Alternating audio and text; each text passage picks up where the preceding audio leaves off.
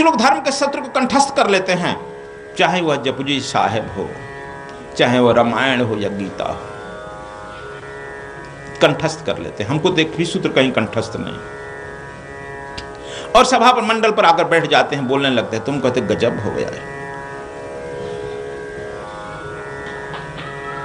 लेकिन जब तुम एक भी कोई सूत्र समझ लेगा तो और सूत्र गिर जाएंगे तुम्हारे यहां से, कोई रटने की जरूरत नहीं। कुछ लोग इसको कहते हैं कि अपने से कहते हैं फलाना धार्मिक है अधार्मिक है, यह मन की बात कहते हैं। कुछ लोग और आगे बढ़ कहते हैं कि हम पापी हैं, परमात्मा पाप पुंजारी है, मैं दीन हुए दीनानाथ है। वह एक अहंकार का बोझ है, यह एक विनम्र का बोझ है। अति विनम्र भी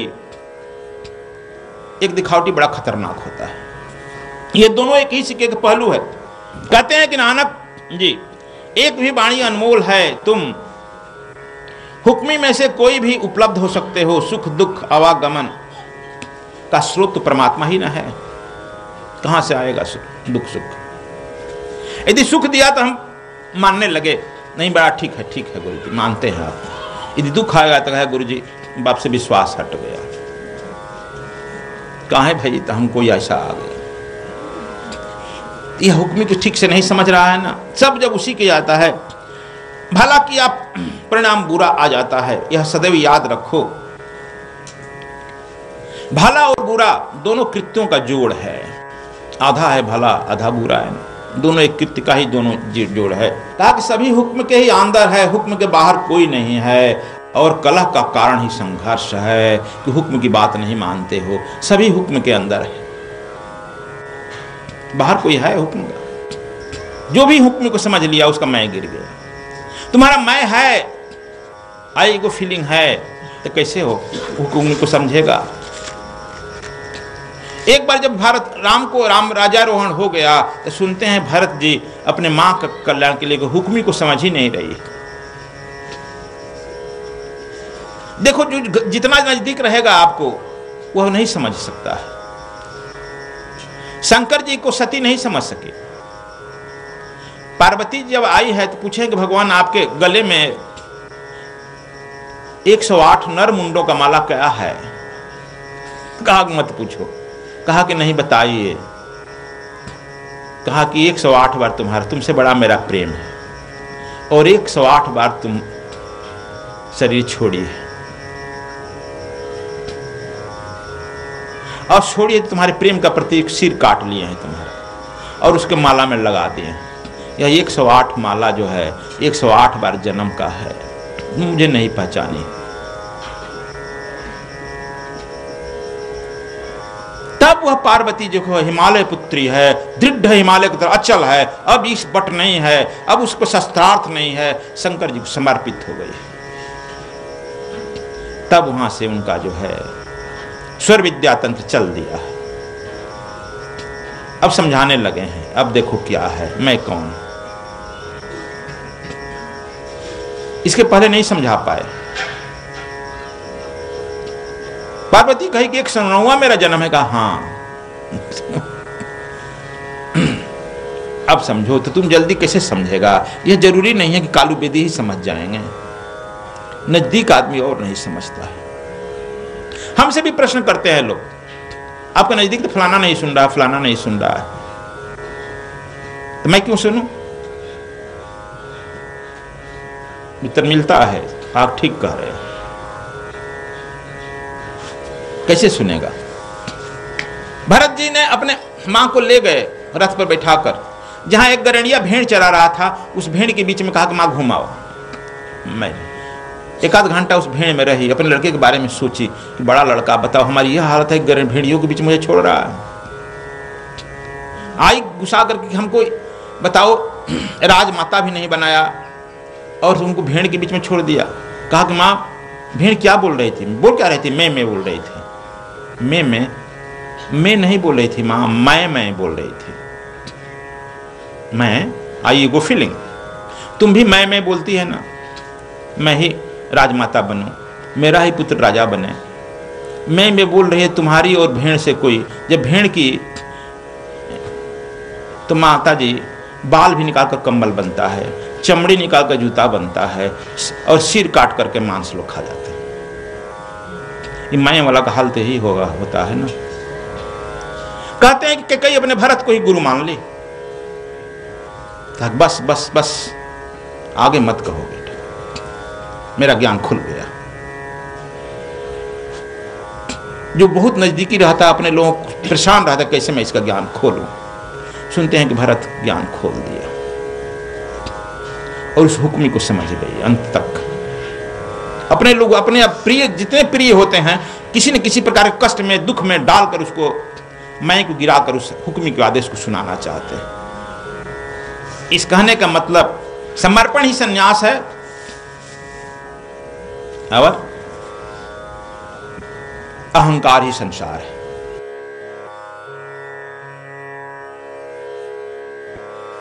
औड़ी तीजी गावे को तान होवे किससे तान, गावे को दाग जाने निशान, गावे को गुण वडियाइयां चार, गावे को विद्या विखम विचार, गावे को साज करे तन खे, गावे को जी ले फिर दे, गावे को जापे दिससे दूर, गावे को वेखे हादरा हदूर, कथना कथी न आवे तोड़, कथ कथ कथी कोटि कोट कोट, देंदा दे लेंदे थक पाए, जुगा चुकंतर खाही खाए, हुक्मे हुक्म चलाए राव, नानक विगसे वे परवाव।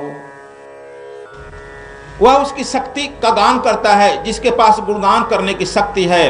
कोई उससे के दान का प्रतीक मानकर गुणगान करता है, कोई उसके गुण बड़ाई को गुणगान करता है, कोई उसको विद्या को गाता है जिसका विचार कठिन है, कोई गाता है उसके शरीर को बनकर पुनः मिट्टी में राख कर देता है, कोई गाता है प्राण लेकर फिर देह दे देता है, कोई गाता है कि दूर से दिखाई देता है, कोई गाता है कि हमें देखता है, सर्वव्यापी करोड़ों लोगों को ढंग से कहते हैं। उसके गुणगान का अंत नहीं है, वह देता ही चला जा रहा है, लेने वाला हार जाता है, जुग जुगांतर से जीव उसको भोग रहा है, खा रहा है, पर उसका अंत नहीं है। वह हुक्म के पथ पर चल रहा है। नानक कहते हैं कि वह बेपरवाह और आनंदित है। देखो हम सुने हैं कि 4 अंधे जा रहे थे, पटियाला से जा रहे थे, रास्ते में एक हाथी महावत लेकर आ रहा था। रोड पर पिलवान जो है महावत जो है चिल्लाया, ए अंधे हटो, हाथी है। अंधे बड़े जिद्दी होते हैं, कहा मैं नहीं हटता। कहा क्यों, क्या भाई नहीं हटेगा हाथी? कहा कि मैं हाथी को देखना चाहता हूं। कहा कि हाथी को यदि देखना चाहता है दूर से भी आंख वाला देख लेता है। मैं कैसे दिखाऊं तुमको, आंख नहीं है तो? कहा कि जैसे मैंने उसे दिखाओ हमको। कहा कि अच्छा पड़ गए हम पाले यार, हाथी का यदि हाथी खतरा हो जाएगा दोष मेरा आएगा। वह महावत उतरा, कहा कि इधर आइए, एक एक आदमी को मैं दिखाता हूं। एक को जो है हाथी का सूंड जो था ऊपर से नीचे ही तरीके कह दिया, कहा कि देखो यह हाथी है, जाओ। दूसरे को जो आया उसका पैर छुआ दिया, स्पर्श जानेगा ना, स्पर्श कर देगा यह हाथी। तीसरे को जो है पूंछ छुआ दिया। चौथे को जो है उसके पीठ पर हाथ फेरवा दिया, देख लिया तो हाँ जाओ। चारों जाने लगे तो चारों जो है अपने मस्ती में थे कि हमने हाथी देख लिया। कहा पला कैसा है? मत पूछो, हाथी तो केले के थम के तरह है खड़ा। आगे दूसरा बोलेगा झूठ, हाथी रस्सी की तरह है। कहा बोलेगा झूठ। तब तीसरा कहा कि हाथी जो है पाया जो बनता है ना बरांडा में, पाया खम्भे की तरह है, किम खम्भे पैर जो छो। चौथा कहा कि तू झूठ सब बोल रहा है यार, हाथी तो तख्त चौकी की तरह, सो जाओ उस पर। चारों आपस में झगड़ा कर रहे थे। नानक देव वही कहते हैं कि विभिन्न प्रकार से परमात्मा का गुणगान गाते हैं। जो परमात्मा को अपने अपने ढंग से अधूरा देखा है, अधूरा गुणगान तक करता है। लेकिन सब समझता है कि मैं सत्य ही कह रहा हूं।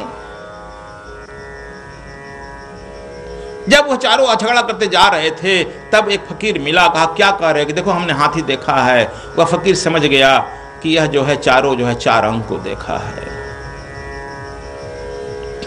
समझ गया तुम सब अधूरे हो। सबको यदि चारों को मिल दिया जाएगा तब परमात्मा का कुछ गुणगान हो सकता है।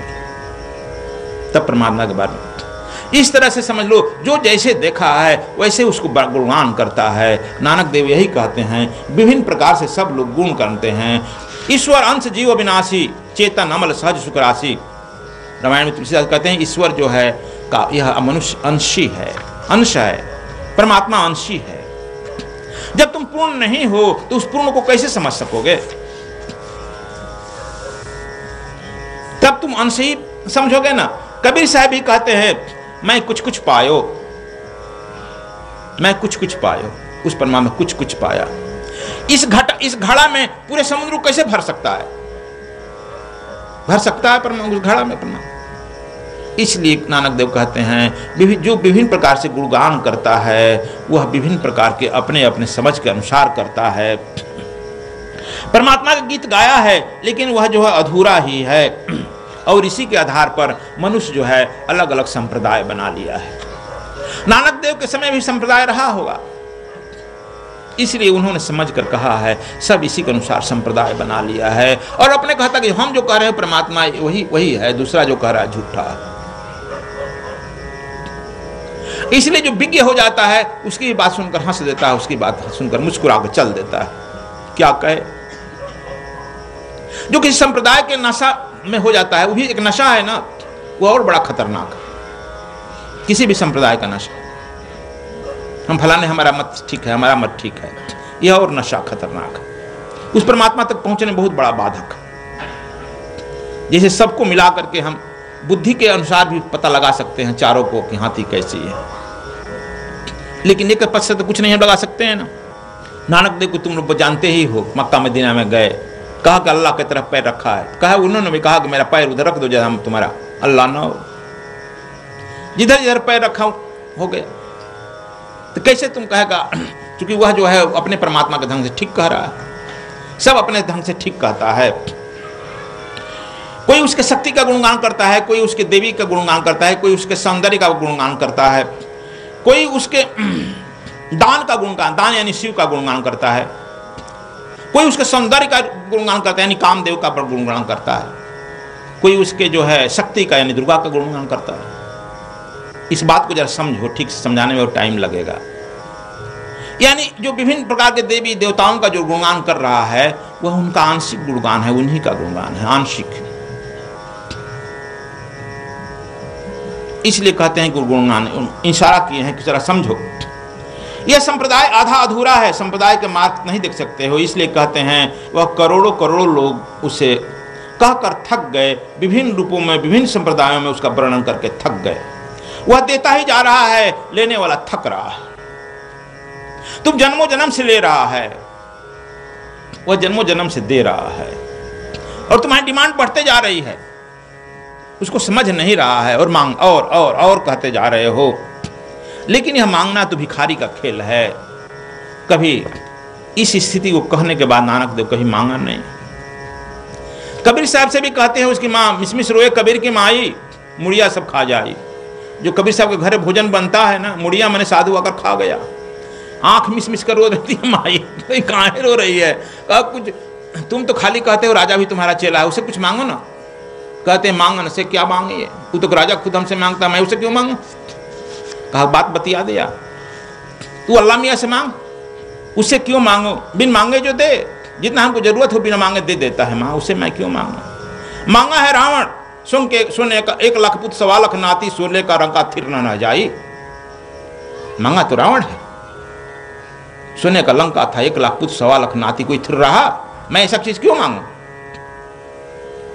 मैं अपने माँ को उत्तर दे रहे समझो। और यह भी तुम लोग कल सुन चुका है, गुरु नानक देव की पत्नी भी कहती है, माता सुलक्षणा जी कहती हैं कि 12 साल में तो रूढ़ की सुन ली जाती है, मेरा तो 21 साल हो गया प्रभु,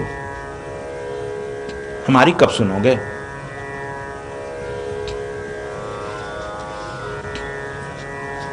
नहीं मांगे, यहां भी ये भी नहीं मांगे। हमारी निंदा शिकायत असंतोषता भी चरम सीमा पर पहुंच जाती है। उस परमात्मा का लगातार करते हो ना। कहते हैं जुगा जुगांतर खाही खाही, कहते हैं कि जुगो जुगो से ही हम खाते जा रहे हैं, लेते जा रहे हैं, और हमारा विश्वास नहीं हो रहा है। जब वह खुद चिंता करता है, खिला रहा है। स्वामी समर्थ किसी से थे शिवाजी, छत्रपति शिवाजी। जब बहुत बड़ा एक मंदिर बना रहे थे तो कहे थे छत्रपति शिवाजी कि बहुत आदमी हमारे चलते जी रहा है, खा रहा है। गुरु सुन लिया समर्थ, कहा कि ओह बड़ा समर्थ हो गया है, तुम बहुत लोगों को जिलाने खिलाने लगा है। एक दिन जहां मंदिर बन रहा था स्वामी समर्थ चले गए। जब शिवाजी गए तो कहे कि आ गया बेटा, कहाँ? देखो सामने एक पत्थर पड़ा है, उसको तोड़ो। स्वामी समर्थ कहा कि आप किससे कह रहे हैं? कहा कि तुमसे। मैं राजा हूं, सम्राट हूं, सम्राट को आदेश देता है फकीर।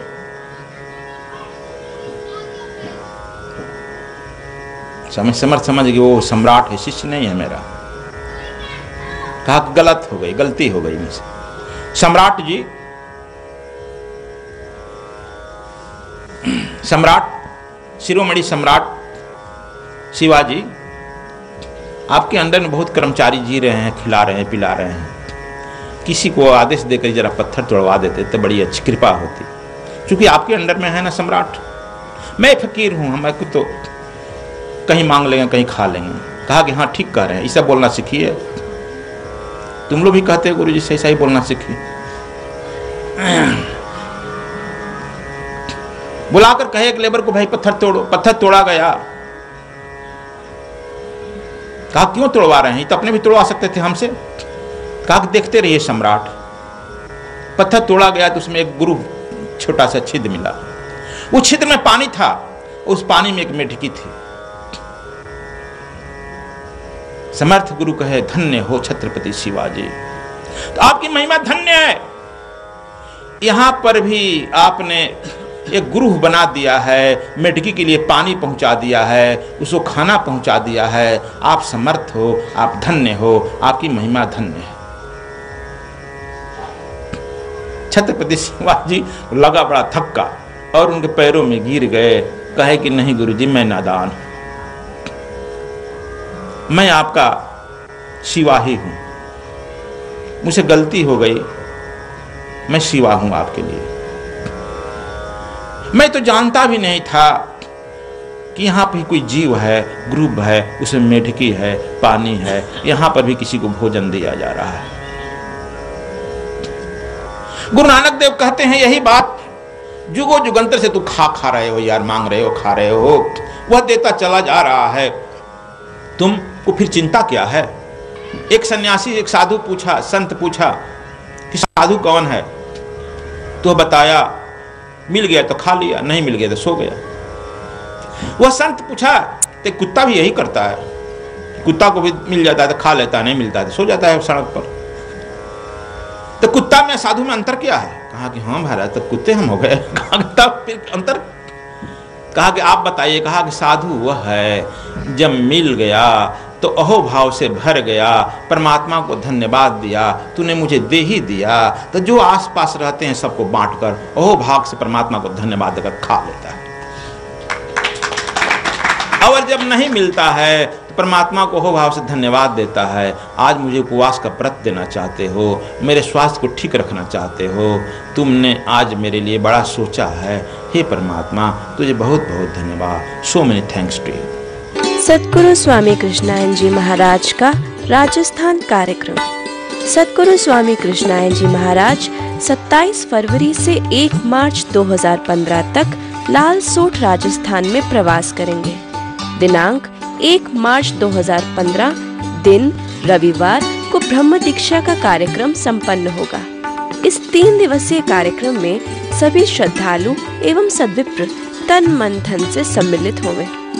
अधिक जानकारी के लिए संपर्क करें आचार्य अनिल अग्रवाल 094 1373 5108, संजय भंडारी 097 9987 2501।